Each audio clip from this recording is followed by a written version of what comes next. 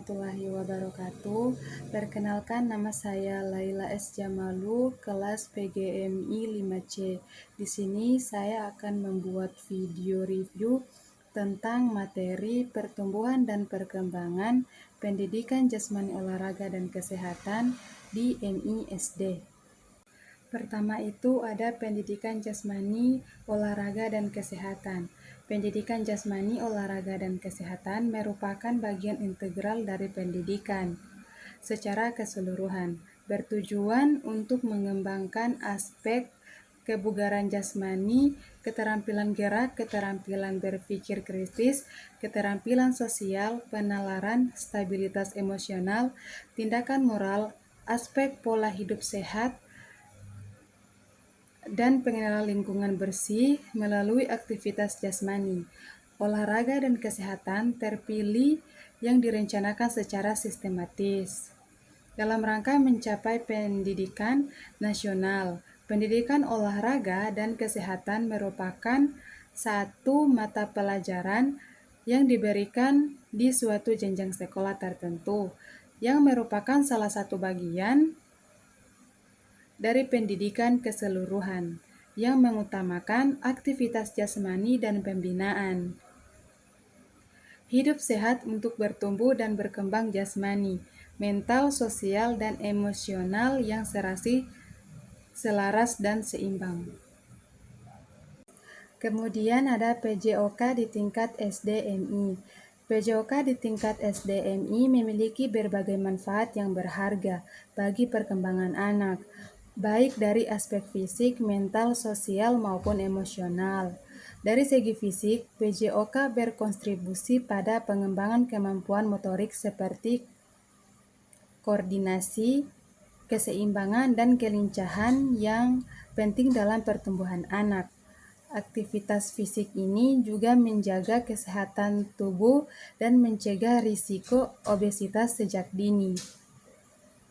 Karena anak-anak yang aktif secara fisik lebih mampu menjaga berat badan ideal. Selain manfaat fisik, PJOK juga berperan besar dalam mendukung kesehatan mental. Olahraga dapat meredakan stres dan meningkatkan suasana hati anak, karena tubuh mereka melepas endorfin. Ini juga membantu mereka lebih fokus dan konsentrasi dalam kegiatan belajar di kelas. Dalam kegiatan belajar di kelas, sehingga turut berkontribusi pada keberhasilan akademik. Dalam kegiatan PJOK yang berbentuk kelompok atau tim, anak-anak mengembangkan keterampilan sosial, seperti kerjasama, komunikasi, serta saling menghargai. Berinteraksi dalam tim menumbuhkan sportivitas dan empati, sekaligus membangun rasa tanggung jawab. Kemudian ada sejarah dan perkembangan pendidikan jasmani olahraga dan kesehatan MISD. Kesehatan PJOK di Indonesia memiliki akar yang panjang dan erat kaitannya dengan pendidikan, nasionalisme, dan perubahan sosial. Sejak masa penjajahan Belanda, pengenalan olahraga dan aktivitas fisik di Indonesia berkembang melalui pendidikan formal. Namun seiring berjalannya waktu, PJOK telah berkembang menjadi bagian integral dari kurikulum di sekolah-sekolah Indonesia. Kemudian perkembangan pendidikan jasmani, olahraga, dan kesehatan di tingkat SDMI di Indonesia dipengaruhi oleh sejumlah faktor yang mencakup aspek kebijakan pendidikan, kompetensi tenaga pengajar, ketersediaan fasilitas, dukungan dari keluarga dan masyarakat, kemajuan teknologi, minat siswa, serta konteks sosial dan budaya. Dan yang terakhir ada PJOK di SDMI.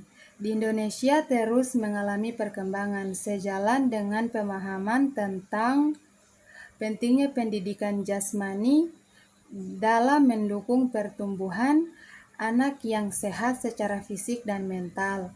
Melalui kurikulum yang berkembang, PJOK tidak hanya berfokus pada aktivitas fisik, tetapi juga pada pembentukan karakter dan pengetahuan tentang kesehatan. Meskipun terdapat tantangan dalam penerapannya, upaya-upaya yang dapat diambil seperti optimalisasi dan fasilitas dan peningkatan kompetensi guru diharapkan dapat meningkatkan kualitas pembelajaran PJOK di SDMI. Dukungan dari orang tua dan komunitas juga sangat diperlukan untuk menciptakan lingkungan pembelajaran PJOK yang sehat dan kondusif. Baiklah, itulah hasil review materi dari saya yang berjudul Pertumbuhan dan Perkembangan Pendidikan Jasmani, Olahraga, dan Kesehatan di MISD. Lebih dan kurangnya saya mohon maaf. Wabillahi taufiq wal hidayah. Wassalamualaikum warahmatullahi wabarakatuh.